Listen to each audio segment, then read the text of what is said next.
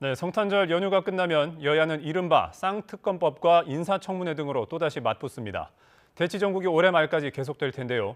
정미경 국민의힘 전 최고위원과 김현정 민주당 당대표 언론특보와 함께 짚어보겠습니다. 두 분 어서 오십시오. 네, 안녕하세요.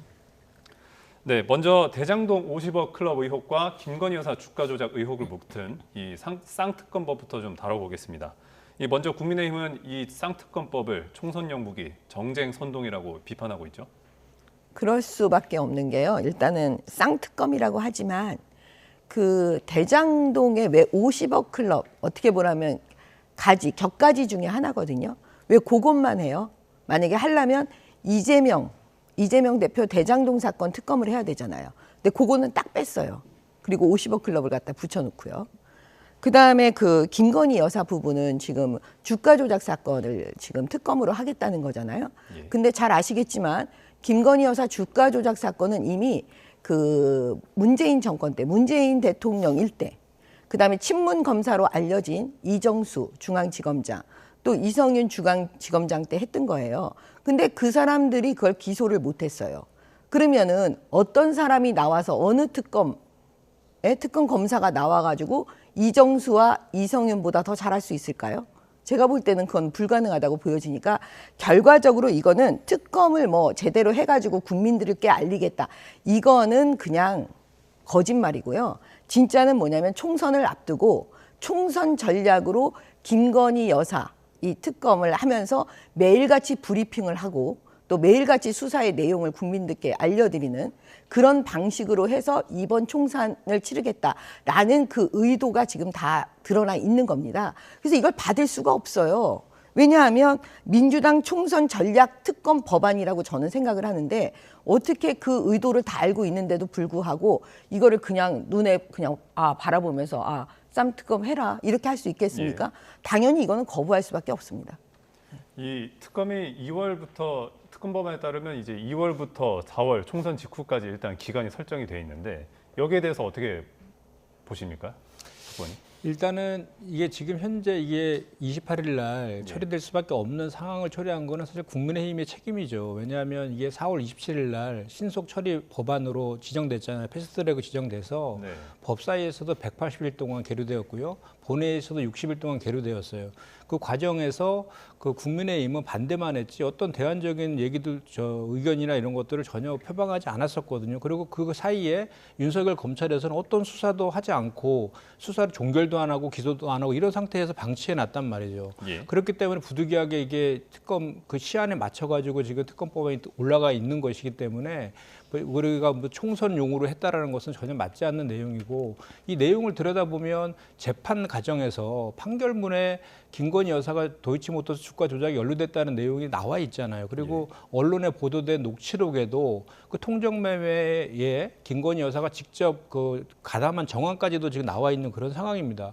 그리고 김건희 여사는 누가 봐도 지금 가장 살아있는 권력 아니겠습니까? 네. 그리고 윤석열 대통령과 한동훈 장관이 법 앞에 모든 국민은 평등하다 이렇게 얘기했고 이재명 대표에 대해서 항상 죄 없으면 수사받아라 이렇게 얘기했지 않습니까? 그럼 이렇게 각종 의혹이 확인된 그런 상황에 대해서 살아있는 권력에 대해서 수사도 하지 않고 있는데 그럼 어떻게 해야 됩니까? 당연히 독립적인 기관인 그 특검을 통해서 이 진실을 규명해야 되는 거죠. 그래서 이 진실을 규명하고 특검법을 수용하라는 국민적인 여론이 압도적으로 높지 않습니까? 그렇기 때문에 이런 민심을 받아서 이것을 그 특검법을 거부하지 말고 받아들여라는 것은 한동훈 지명자가 비대위원장으로 들어와서 가장 먼저 처리해야 될 그런 저거라고 저는 생각합니다. 자, 일단 재판 과정에서 나왔다고 하는데요. 그거는 또 확인되지 않은 얘기를 하시는 거예요. 왜냐? 김건희 여사 주가 조작 사건에서 그렇게 의혹이 있었다면 재판 과정에서 나올 정도면 수사 과정에서 그게 왜 안 나왔겠어요? 그러니까 수사 과정에서 그 의혹들을 다 수사했는데 기소할 수가 없었던 거예요. 김건희 여사 무혐의인 게 맞는 거예요. 그러면 이성윤과 이정수 중앙지검장 고발해야죠. 근데 민주당이 이정수 중앙지검장, 이성윤 중앙지검장 고발했습니까? 이거는 수사를 안 한 사람들 그러면 처벌해야 될 거 아니겠어요? 그러니까 이건 앞뒤가 맞는 얘기가 아닙니다. 근데 그거는 계속해서 이제 그런 말씀하시잖아요. 문재인 정부 시절에 탈탈 털었는데 왜 그땐 수사 안 하고 이렇게 했느냐라고 자꾸 말씀하시는데 이 과정을 보면 그렇지는 않습니다. 왜냐하면 이게 2009년도, 2010년도에 벌어진 사건이잖아요. 2012년도에 이제 윤석열 대통령하고 결혼을 하시잖아요. 그러면서 이제 그 동안에는 2021년 3월달까지는 윤석열 검찰이 윤석열 대통령이 검사로 계속 있었고 또 검찰총장으로 재직하고 있었어요. 그래서 윤석열 검찰총장 시절에 수사가 제대로 되지 않았다. 이렇게 또 얘기하는 게 오히려 더 좀 진실에 좀 가까운 거 아닌가라는 말씀을 좀 드리고 싶고 21년 3월달에 윤석열 대통령께서 대선 출마를 해서 사퇴하신 이후에는 이 수사가 진행이 됐었어요. 그래서 김건희 여사에 대한 소환 통지도 했었는데 그때 대선 경선 과정이라고 거기서 불응했었죠. 그러고 나서 정권이 바뀐 겁니다. 그러고 나서 수사가 또 지연되고 있는 것이죠. 그래서 아직 종결되지 않은 그런 내용이기 때문에 말씀하신 것처럼 그런 주장을 할 수 있죠. 그러니까 이것이 의혹이 사실이 아니다라는 주장은 가능하지만 그건 확인이 되지 않은 것이고 제가 말씀드린 것처럼 판결문에서도 그 재판 과정에서 공판 검사의 주장에 의해서도 그런 얘기들이 진술로 나와 있는 것이고 또 언론 녹취록에도 그렇게 나와 있기 때문에 그런 거에 대해서 진실을 규명하자는 주장은 가능한 것 아니겠습니까? 예. 조국 사태 네. 잠깐만요. 네. 조국 사태 이후로요. 윤석열 검찰총장은 그 검찰 내부의 친문 검사들로부터 모든 감시를 받고 있었어요. 만약에 조금이라도 윤석열 검찰총장 당시에 네. 총장이 이 사건에 뭐 하지 마라, 김건희 여사에 대해서 예. 뭔가 개입을 했다 그러면 그 이성윤 중앙지검장, 그다음 이정수 당시 중앙지검장이 가만히 있었겠습니까? 그 라인이 전부 다 문재인 대통령 라인이었는데요. 네. 그다음에 추미애, 박범계 법무부 장관이었어요. 그분들이 윤석열 검찰총장을 가만 놔뒀겠어요? 지금이라도 다 폭로했을 거예요. 그 당시에도 폭로했을 거고. 네. 그다음에 대선 당시에도 폭로했을 거고. 전혀 그거는 개입이 안 된 상태에서 이성윤과 이정수가 중앙지검에서 이건 수사를 했던 거예요. 그분들이 가만 놔둘 리가 없잖아요. 그러니까 지금 말씀하신 거는 맞지가 않습니다. 윤석열 총장이었기 때문에 못했다? 그건 말도 안 되는 얘기죠. 이게 특검 네. 통해서 밝히시면 되잖아요. 네. 특검이 근데 오늘, 왜 이재명 대표에 대한 대장동 특검은 안 하십니까? 예, 오늘 성탄절인데 초반부터 두 분의 논쟁이 아주 치열한데 자 일단 특검법부터 좀 살펴보겠습니다. 이 특검법 조항 중에 이 특검 지명을 야당이 하고 그다음에 수사 상황을 언론 브리핑한다 이런 조항을 놓고 이제 국민의힘이나 민주당 다 입장이 갈리고 있잖아요. 여기에 대해서는 좀 어떻게 보십니까? 이 독소 조항이라는 부분에 대해서는. 일단 당연히 독소 조항이죠. 왜냐하면 그때 최순실 박근혜 대통령 때 그 특검도요. 결국은 여야가 합의해서 그 특검 검사를 임명하는 절차였어요. 근데 이거를 갖다 여당을 확 빼고 야당끼리 한다? 일단 그게 맞습니까? 맞지가 않잖아요. 이래서 민주당이 지금 국민이 준 그 권력, 국회의 권력을 남용하고 있다. 이렇게 보여주는 그 한 예고요. 그다음에 이재명 대표 수사할 때 지금 수사 과정에서 지금도 수사하고 있는데 민주당 패널들이 나와갖고 맨날 뭐라고 했는지 아십니까? 피의 사실 공표하고 있다고. 피의 사실 공표죄로 고발한다고 막 그렇게 얘기했었어요. 근데 그 피의 사실 공표를 대놓고 하겠다. 예? 그러면서 법안에다 넣는 사람들이 어디 있습니까? 그거는 결국 무슨 의도냐면 이 김건희 여사 주가 조작 관련해가지고 특검법 하면 결국 매일같이 그걸 언론 브리핑을 해서 결국은 총선을 그걸로 치르겠다. 라는 의도인 거거든요. 그러니까 어떻게 이거를 우리가 네. 용납할 수가 있겠어요. 네, 네. 그래서 제가 볼 때는 이런 독소 조항을 다 빼라고 하면 빼겠습니까, 민주당이? 그 의도가 다 숨겨져 있잖아요. 빼고 한번 해보세요, 그러면. 일단 그 전 특검에서는 일단은 야당이 어쨌든 특검을 지명한 게 맞고 그러면 언론 브리핑도 수시로 있었는데 그 부분은 일단 사실이 아니냐 이런 입장도 있거든요. 그 부분에 대해서는 무슨 어떻게 다시 한번 질문해 주세요. 그 야당에서 특검을 지명을 하고 그다음에 언론 브리핑도 수시로 한 거는 분명히 선례가 있지 않느냐라는 게 야당의 입장인데 아니죠. 선례는 그때 네. 여야가 합의를 했어요. 결과적으로는 네. 합의를 해서 몇 명을 추천한 상태에서 그때 당시에 이제 대통령이 예. 대통령이 선정을 한 거예요, 마지막. 그러니까 그건 안 맞는 얘기고요. 네. 두 번째는 그때 언론 브리핑을 해서 우리가 그때 봤잖아요. 피의 사실 공표를 얼마나 많이 해댔습니까? 그러니까 한번 그런 식으로 정상적으로 그 최순실 특검이 진행되지 않았다라는 거를 마녀 사냥처럼 진행되고 있다는 걸 우리가 다 봤어요. 그렇기 때문에 이번에는 이제는 한 번 속지, 두 번 속지는 않고 국민들도 마찬가지라고 저는 생각합니다. 특보님 이런 국민의힘 지적에 대해서는 민주당은 어떤 입장입니까? 네, 그러니까 먼저 그 50억 클럽 관련해서 이재명과 관련된 건 왜 안 넣냐라고 했는데 저희가 넣자라고 주장했는데 국민의힘에서 반대해서 그러면 50억 클럽만이라도 하자래서 그렇게 됐다라는 거 말씀 먼저 좀 드리고요. 이 건과 관련해서 좀 전에 말씀하신 것처럼 최순실 특검하고 드루킹 특검이 있었죠. 그 최순실 특검과 드루킹 특검에서도 지금 현재 있는 그 특검법 내용과 동일한 내용이 있습니다. 이게 말씀하신 것처럼 살아있는 권력에 대한 그 수사를 하는 내용이어가지고 그 당시에 교섭단체를 구성하고 대통령이 소속된 그러니까 여당은 추천권이 없었죠. 그러니까 그 당시에도 최순실 건에서도 그 야당에서 그 4명을 추천을 한 거죠. 그 중에서 이제 그 대통령이 선임하는 그런 거였고 그래요. 여당은 추천하지 않았어요. 그러니까 이번에도 여당 추천권이 빠져 있는 거니까 그때는 똑같다는 말씀을 드리는 거고요.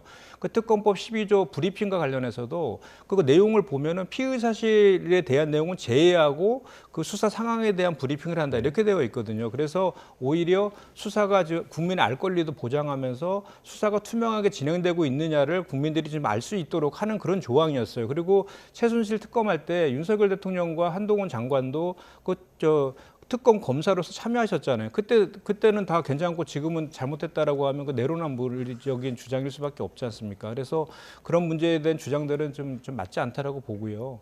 그래서 이번에는 무엇보다도 그 지금 한동훈 비대위 얘기를 자꾸 우리가 하게 되는데 한동훈 비대위 지명자가 이제 26일 날 취임이 거의 확실시 되지 않습니까? 그리고 27일 날 이 법안이 이제 상정이 되는데 이것이 한동훈 그 장관이 윤석열 대통령의 아바타가 아니라 그 수평적인 당정 관계를 정립하고 국정 기조를 바꾸는 그런 역할을 할 수 있다라는 거에 대한 바로미터가 될 것이다라고 저는 그렇게 생각합니다. 저는 그 최순실 관련 특검 그 네. 법이요. 그게 우리한테 바로미터라고 생각을 해요. 그 당시에 정상적일 거고 상식적으로 그 수사가 진행이 되고 그다음에 언론 브리핑이 진행이 될 거라고 생각하고 여야가 사실은 그 당시에 박근혜 대통령 예. 그 집권 여당이 합의를 해준 거였잖아요. 근데 사실 속은 거였죠. 결과적으로 보면. 왜냐하면 민주당이 그걸 이용해서 거의 마녀 사냥을 해버렸거든요. 그다음에 두 번째는 뭐냐. 그때 당시 윤석열 대통령이 그 특검 본가 그래서 수사를 한 건 맞지만 윤석열 대통령은 당시 검사로서 그 국회에서 그 합의된 내용에 따라서 그냥 수사를 한 분이었어요. 윤석열 대통령이 그 특검법을 만든 게 아니에요. 특검법을 만든 건 국회의원들이에요. 그렇기 때문에 아니 그 당시 윤석열 대통령이 했는데 왜 지금은 아니냐 내로남불 그거는 말이 안 되는 거죠. 그럼 민주당은 제가 봤을 때는 그 당시 최순실 특검으로 재미를 봤거든요. 그 마녀 사냥하는 재미를 봤어요. 그러니까 이번에 또 그걸 해가지고 총선을 치르겠다는 그 나쁜 의도가 숨겨져 있기 때문에 제가 늘 말씀드리지만 이번에는 속지 않는다. 이렇게 말씀드리는 겁니다. 이렇게 근데 두 분 그- 입장이 예. 첨예하게 갈리시는데 그러면 총선 이후로 하든지 하지만 이걸 갖고 협상을 할 여지나 그런 건 없을까요? 지금 홍준표 원내대표가 그거에 대해서 명백히 반대 의사를 분명히 표명했고요. 지금 아까도 말씀드린 과정은 쭉 다 국민들이 알고 계시잖아요. 4월 달부터 논의된 내용들이라는 것도 알고 있고 그다음에 지금 최순실 특검에 대해서 말씀하셨는데 우리 문재인 정부 때 김경수 도지사와 연관된 드루킹 특검도 똑같은 절차로 여야 합의로 처리됐고 그 야당만 추천을 했고 이렇게 처리를 했어요. 그리고 그 브리핑과 관련된 조항도 다 있었고요. 그래서 이것이 독소 조항이고 새롭게 생겨난 것이 전혀 아니기 때문에 그 주장은 좀 과도하다는 점 말씀을 좀 드리고 싶고요. 그다음에 이제 이런 게 있습니다. 이게 이제 향간에는 지금 이제 그 한동훈 지명자가 지명도 되기 전에 법무부 장관이면서도 불구하고 이것이 악법이라고 규정하면서 예. 이제 아까는 이거를 이렇게 물타기 하려는 그런 꼼수를 쓰려는 그런 그 의도를 좀 내비쳤거든요. 그래서 이제 일부에서 이런 얘기도 있는 거 아닙니까? 그러니까 한동훈 장관이 비대위원장이 돼서 윤석열 대통령에게 건의를 해서 윤석열 대통령이 특검법을 받는다든지 또는 받고 제의 요구할 때 여야 간의 합의를 통해서 총선 이후로 이것을 넘기자 이런 시나리오 같은 것도 이제 일각에서 얘기가 되고 있는데 그것은 오히려 이 본질을 더 숨기려고 하는 의도로밖에 비춰지지 않는 거예요. 그렇기 때문에 한동훈 장관이 만약 그런 식의 방식을 쓴다라고 하면 결국은 윤석열의 아바타 맞고 김건희 여사에 대한 호위무사 역할을 하는 거 아니냐라는 그런 비판에서 벗어날 수 없는 그런 상황이 된다. 저는 그렇게 생각합니다. 정 전 최고께서는 어떻게 생각하십니까? 이게 한동훈 비대위원장 후보자가 말한 것처럼 이게 협상의 여지가 있다고 보시는 거예요? 아니면은 아예 대통령실에서 명확하게 거부권을 행사해야 된다 이렇게 보시는 거예요? 아니 생각을 해보세요. 윤석열 대통령이시든 그 다음에 그 한동훈 이제 차기 비대위원장이든 국민의 뜻을 받들어서 일을 하시는 분들이라니까요. 예. 그 다음에 국회의원들도 마찬가지잖아요. 국민의힘 국회의원들이. 그러면 그게 혼자 지금 한동훈 비대위원장이 얘기하는 건가요? 그거는 그렇지가 않아요. 지금 현재 저도 이 언론에 나와서 얘기하고 있잖아요. 그 민주당의 속내, 검은 속내가 다 드러나 있는데 어떻게 그걸 알고 그 특검법을 봤습니까? 당연히 못 봤죠. 네. 그러면 지금 드루킹 특검법 얘기했지만 그때 여야가 합의했잖아요. 그러면 지금 민주당은 이 특검법에 대해서 여야 합의가 되고 나서 이걸 처리해야 되는 게 맞는 거죠. 지금 민주당은 국민의힘이 찬성하지 않아요. 아직 여야 합의가 도출되지 않았어요. 그런데 그 숫자로 밀어붙이겠다는 거잖아요. 본인들이 다수당이니까 뭐든지 하겠다는 뜻 아니겠어요? 그래서 제가 말씀드린 갑질도 이런 갑질이었고요.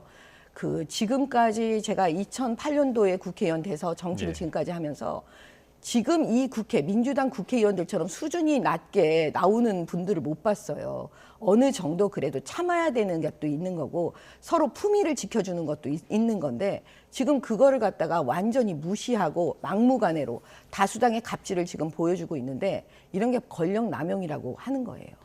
최근에 그러면은 최근에 이제 12월 18일부터 19일 사이에 갤럽에서 여론조사 한 거에 따르면 일단은 김건희 여사 특검법에 대해서는 진행을 해야 된다라고 찬성하는 여론이 70% 가까이 나왔단 말이죠. 혹시 그 부분에 대해서는 만약에 대통령실에서 거부권을 행사할 경우 이 여론의 역풍을 맞을 수도 있다. 이런 우려에 대해서는 어떻게 보십니까? 지금 우리 국민들께서는 아직까지 민주당의 속내를 잘 모르시는 거예요. 이 민주당의 속내가 다 나오면서 아 총선을 과연 김건희 여사 특검 법안으로 치를 것이냐. 예. 그렇게 여론조사를 만약에 한다면 그건 아마 반대가 70%일 거거든요. 문항이 좀 그렇죠. 네. 문항이 틀린 거죠. 왜냐하면 지금 민주당의 속내는 이 총선 전략으로 김건희 여사 특검 법안을 하려고 합니다. 그러면 이 김건희 여사 특검 법안을 하는 게 맞습니까? 라고 말한다면 총선 전에 하는 게 맞습니까? 라고 물어본다면 저는 반대가 70%일 거라고 봐요.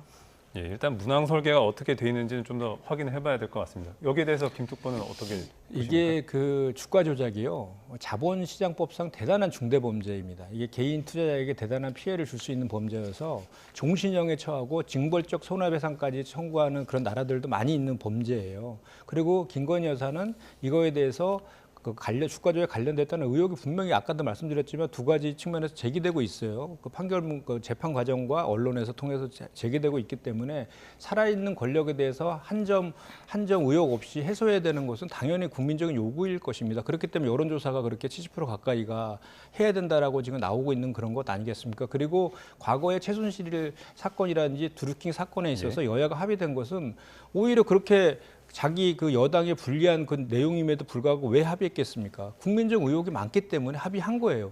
그럼 이거에 대해서 4월 달에 그렇게 요구가 있었을 때 합의 안 한 것은 오히려 합의를 안 한 김건희 여사를 호위하기 위한 방탄하기 위한 여당이 책임을 방기한 것이지 어떻게 그렇게 여당에서 합의하지 않고 국민적 의혹이 높은 거에 대해서 신속 처리 법안 패스트트랙을 태워서 국회법 절차에 따라서 합법적으로 해서 지금 처리되는 그 시점에 오게 한 야당의 잘못입니까? 그것은 아니라고 생각합니다. 저는 김건희 여사 주가 조작 그 사건을 수사했던 검사들이 있어요. 예. 이정수 중앙지검장.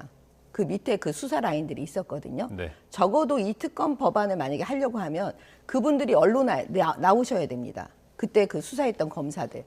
왜 그때 김건희 여사를 수사하고도 기소를 하지 못했는지 먼저 그 내용을 쭉 국민들께 저는 말해야 된다고 봐요. 그래서 안 되면 그 당시 그 수사 검사들, 이정수 중앙지검장과 그 수사 라인들을 저는 특검을 먼저 해야 된다고 봐요.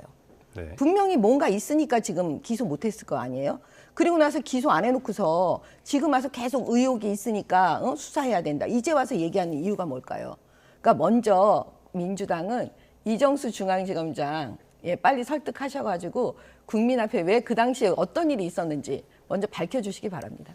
네, 일단 이 문제는 내일 한동훈 비대위원장이 좀 취임을 하고 또 28일 본회의가 진행되는 상황을 좀 더 지켜보겠습니다. 일단 다음 주제로 좀 넘어가 볼 텐데 이 여야 할 것 없이 탈당과 신당 논란에 이제 자유롭지 못합니다. 먼저 국민의힘에서는 이제 27일 이틀 후에 이준석 전 대표가 탈당 여부를 결정 지을지 말지가 좀 관심사인데 여기에 대해서 어떻게 보십니까? 결국에 뭐 너무 많이 나갔기 때문에 뭐 탈당하지 않을까요? 그냥 그렇게 봅니다. 김특보께서는 어떻게 보고 계세요? 이제 이준석 전 대표요. 예. 이준석 전 대표는 뭐 27일 날 이미 탈당 기자회견을 예고하고 있기 때문에 뭐 탈당 기전은 사실화된 것 같고 그 이전에 한동훈 지명자가 이제 만남을 통해서 어떻게 좀 뭔가 해결을 시도하지 않을까라는 뭐 시선도 있었는데 한동훈 장관께서 만날 계획이 없다라고 딱 했기 때문에 뭐 일단은 탈당은 기정사실화된 것 같고요. 그 이후에 이제 신당 창당한 이후에 또 뭐 국민의힘과의 또는 이렇게 뭐 논의가 이런 거를 거쳐서 다시 합치고 이런 여부에 대한 가능성들은 뭐 없지 않아 있을 수 있겠지만 일단 지금 상황에서는 뭐 탈당과 신당 그 기정사실화된 것 같습니다. 민주당도 지금 이낙연 전 대표가 신당 창당 시사하면서 계속 이재명 대표를 계속 압박하고 있지 않습니까? 네. 여기에 대해서는 어떻게 보십니까? 그 이낙연 전 대표 같은 경우는 이준석 전 대표가 약간 상황이 좀 바뀐 것 같아요. 그러니까 얼마 전까지만 해도 사퇴와 통합 비대위를 요구하시면서 신당 창당을 강하게 메시지를 내셨는데 엊그저께부터 약간 뉘앙스가 좀 바뀌었거든요. 약간 뭐 양보를 하라는 의미였다라고 예. 하고 있고 또 김부겸 전 총리나 정세균 전 총리도 신당 창당에 대해서 강력하게 반대를 하고 있고 당의 통합을 강조하면서 당내에서 문제를 풀어야 된다라고 계속 가교 역할을 하고 있기 때문에 그걸 한번 좀 지켜봐야 될 것 같습니다. 국민의힘에서는 사실 이 김기현 전 대표가 물러나고 또 친윤 핵심인 장제원 의원도 불출마 선언을 했는데 여기에 대해서 이 민주당은 국민의힘에서 보이는 혁신의 의지만큼 안 보인다. 이런 부분에 대해서는 좀 어떻게 평가하세요? 아니 어차피 뭐 민주당은 지금 혁신 안 하고 있잖아요. 예. 민주당의 혁신은 국민들한테 우리 국민들께서 느껴질 때 이재명 대표가 사퇴해야 돼요. 예. 근데 그거 안 하고 무슨 남의 당에 무슨 혁신이 뭐 제대로 안 되고 있다, 되고 있다 이런 평가하는 것 자체가 약간 코미디인 거고요. 이게 되게 대한민국 정치 상황을 좀 보면은요, 꼭 따라해요. 만약에 이준석 대표가 지금 이번에 탈당해서 신당을 만들잖아요. 예. 그러면 이낙연 걔도 가만히 있지 않아요. 이게 아침 마음 다르고 저녁 마음 다르기 때문에 꼭 따라해요. 이쪽이 분열하면 저쪽이 또 분열하거든요. 저는 그래서 이낙연 대표가 저렇게 가만히 있으면 또 유약하다. 예를 들면 결단력이 없다. 이런 얘기 또 들으실 거기 때문에 이번에는 제가 볼 때는 이낙연 전 대표는 신당 만들 거라고 봅니다. 근데 한동훈 비대위원장이 내일 이렇게 취임을 하게 되면 사실 이 전 대표가 탈당을 하게 되면 이 한동훈 비대위원장이 처음으로 마주하게 되는 일단 과제일 텐데 거기에 대해서 좀 대화를 하거나 이렇게 회동을 해서 좀 봉합을 시도하거나 이럴 만한 여지는 전혀 없을 거라고 보시나요? 아니 저는 있다고 봐요. 왜냐하면 정치도 살아있는 생물이기 때문에요. 아침 마음 다르고 저녁 마음 다르거든요. 예. 예를 들어서 우리 한동훈 이제 비대위가 성공을 하면서 계속 국민들의 신뢰를 받아 나가잖아요. 그렇게 되면 결국은 이준석 신당은 힘이 약해지는 거죠. 그러면 그 약해지는 그런 과정 속에서 만약에 한동훈 비대위원장이 그 타이밍에, 이건 타이밍의 문제라고 봐요. 그 타이밍에 만약에 품고 끌어안고 함께 하자라는 그런 일이 벌어지면 제가 볼 때는 또 같이 갈 수도 있는 거니까요. 일단 어쨌든 갈라서는 거는 불가피하다고 보지만 이 진행되고 비대위가 진행되는 과정에서 그렇죠. 국민의 마음을 얻거나 이렇게 그렇죠. 한다면 예. 다시 한번 화합을 할 여지가 생길 수도 있다. 예, 왜냐하면 이 한쪽의 말씀이신 힘이 거죠? 강해지고 한쪽의 힘이 약해지면 예. 그 약해진 쪽은 사실은 마음속으로는 품어주길 바라는 거거든요. 그러면 예. 전체적으로 힘을 합칠 수 있는 그 타이밍이 올 수도 있는 거죠. 그러니까 그거는 예. 단정적으로 지금 뭐 기다 아니다라고 말하기는 좀 어려울 것 같습니다. 김특보님은 어떠십니까? 이재명 대표가 어쨌든 이낙연 전 대표를 만나시긴 해야 될 것 같은데 네. 이 통합이라든지 이 통합비대위를 놓고 좀 평행선을 달리는 상황이잖아요. 여기에 대해서 좀 봉합이 되거나 조정이 될 여지는 없다고 보시나요? 통합 비대위라는 것은 이재명 대표의 사퇴를 전제하는 것이기 때문에 그것은 받아들일 수도 없고 온전한 지금 상황 우리 민주당의 상황에서 지금 그 주장할 내용도 저는 아니라고 생각을 합니다. 예. 다만 이제 우리 여야를 막론하고 총선 승리를 위해서는 당이 통합하는 게 대단히 중요하거든요. 그래서 뭐 이준석 전 대표뿐만 아니라 이낙연 전 대표도 탈당하고 신당을 만드는 이런 것들에 대해서는 당 지도부 입장에서는 최대한의 노력들을 해서 지금 그거에 대해서 해소하는 노력들을 하는 것은 당연하다고 봅니다. 그리고 국민들께서는 그 결과도 중요하지만 과정도 대단히 중요하게 보시거든요. 그래서 자꾸 만나서 이런저런 얘기를 하고 논의하는 과정 속에서 문제 해결하는 모습을 보여줬을 때 오히려 신당을 만드는 그 명분들도 희석될 수도 있고요. 또는 그게 문제가 잘 해결돼서 다시 통합으로 되는 이러면 더 좋은 것이고, 그래서 이런 노력들은 여야 막론하고 다 계속해서 해야 된다 이렇게 생각합니다. 이 한동훈 비대위원장이 내일 이제 취임을 하게 되는데 그 70년대생이란 말이죠. 여기에 대해서 국민의힘에서 왜 70년대생 한전 법무부 장관을 비대위원장으로 추대했을까? 이런 이제 해석이나 질문도 나오고 있는데 여기에 대해서는 좀 어떻게 보십니까?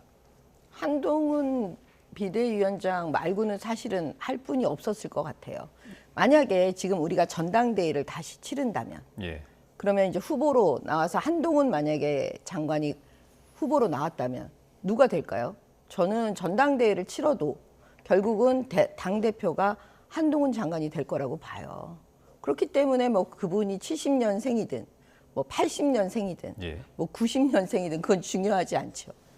이 어쨌든 윤석열 대통령과의 그 상하 관계가 있었고 이 수직적 당 관계를 과연 당정 관계를 제대로 뭐 개혁이라든지 아니면 바꿀 수 있을 것이냐 여기에 대한 좀 의문도 있는데 여기에 대해서는 어떻게 전망하십니까? 저는 한동훈 장관은 지금 이게 그 내년 총선은 기본적으로 국민의힘이 무조건 이겨야 되는 거거든요. 예. 그러면 그런 최대 목표를 생각해서 움직일 거라고 봐요. 그러니까 상식선에서 그다음에 지금까지 한동훈 장관이 우리에게 보여준 그 정상적인 예. 그다음에 상식적인 그런 생각들을 다 갖고 계시기 때문에 그 범위 안에서 할 거라고 봅니다.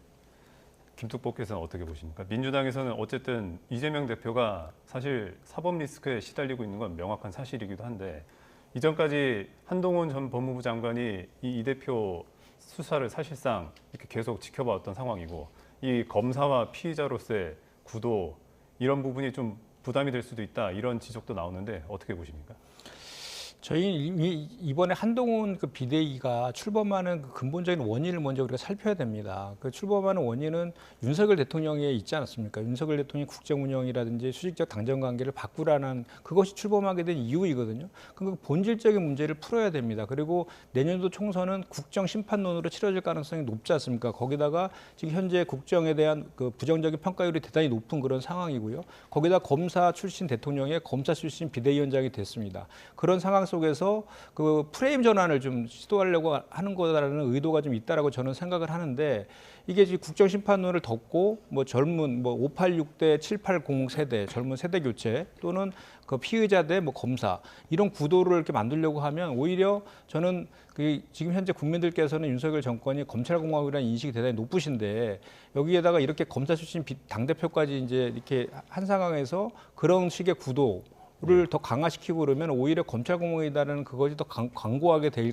거고 또 제2의 윤석열이라고 일컬어지는 한동훈 비대위원장이 들어왔을 때 국정심판론이 오히려 더 공고하게 될 것이다라고 저는 생각하고요.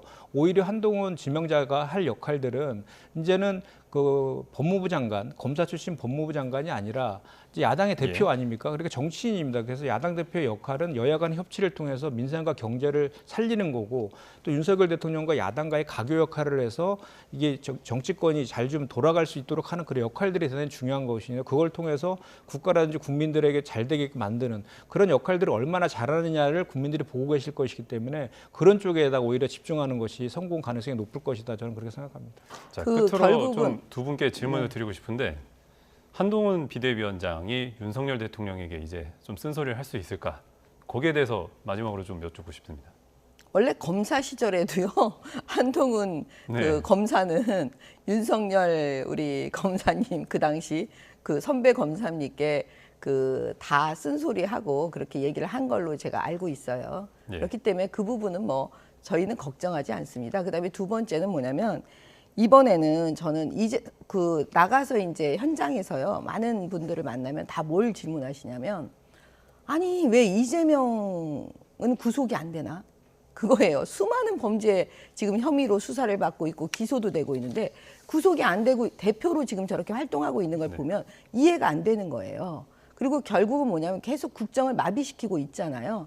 그래서 저는 이번 총선은 결국은 이재명 대표 심판론 구속되지 않는 이재명 대표에 대해서 국민이 심판해야 되는 그런 선거다라고 봅니다. 후보님도 짧게 한 말씀만 해주시죠. 예, 저는 의도된 연출은 가능할지 몰라도 쓴소리나 뭐 직원이나 이런 거는 불가능하다고 봅니다. 왜냐하면 한동훈 장관은 윤석열 대통령이 없으면은 존재할 수 있었던 그 저 이치가 지금 아닌 거에다가 지금은 정권 2년 차입니다. 2년 차에다가 비대위원장과 정권을 준다라면 또 한해간이라는 또 세력이 생길 수 있고 또 레임독으로 연결될 수도 있기 때문에 그런 상황에서 그 한동훈 장관에게 그 윤석열 대통령이 뭔가 정권을 준다든 이런 가능성은 없어 보이고 한동훈 장관도 윤석열 대통령에게 윤석열 대통령이 진짜 본심에 반하는 그런 것들을 거역해가지고 할 수 있는 그런 상황은 안 된다 저는 그렇게 생각합니다.